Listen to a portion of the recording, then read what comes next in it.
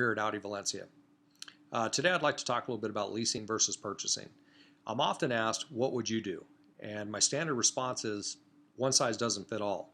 So what I'd like to do today is outline a few of my thoughts on the advantages, the pros and cons of both sides of that argument, let you make a good sound decision.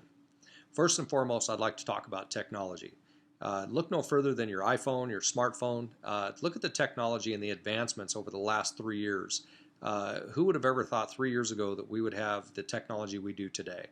The same can be said for automobiles, especially highline luxury vehicles.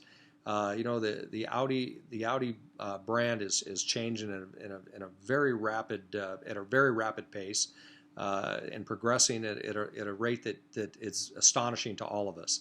We're getting ready to launch our first car with a virtual cockpit. We have self-driving cars just right around the corner. Bottom line is, who wants to commit to a long-term investment on a depreciated item that's gonna be outdated in 3 to 4 years? So that would be my first argument for the leasing option. Second of all, the average American keeps their vehicle 30 months. That's national average. Now there are a handful of people that keep their cars for a long time, put 100,000+ miles on them, and get all the use out of them they possibly can. And in that sense, then purchasing may be the way to go. Retail purchase may be the best option. But a couple things I'll outline real quick when it comes to the leasing advantages. Number one, when I'm asked what I would do, my answer is leasing for me personally. My wife is in a lease vehicle. My daughters are in lease vehicles. Simply put, I want to reduce the risk. I want to limit my exposure, and I want to keep that commitment as short a term as I possibly can.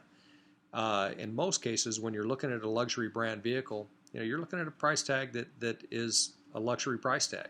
And in a lot of cases, the only way that it's really affordable is if you look at the lease option.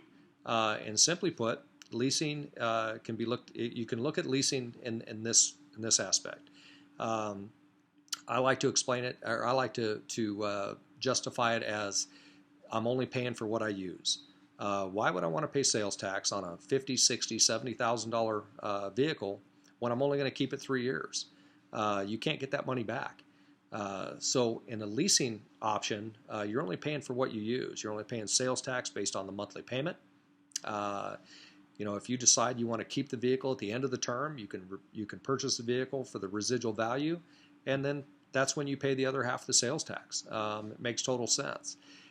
In some cases, it doesn't work for everybody. I talked to a gentleman this morning that is looking at a vehicle. He'll keep his vehicle 6-7 years.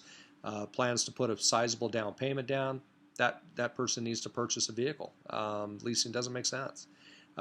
So for the most part, again, the best advice I can give you is limit your exposure, limit your risk, keep the term as short as possible, and yet keep that payment affordable. If you have any other questions or would like more detail, email me, rsmith@audivalencia.com.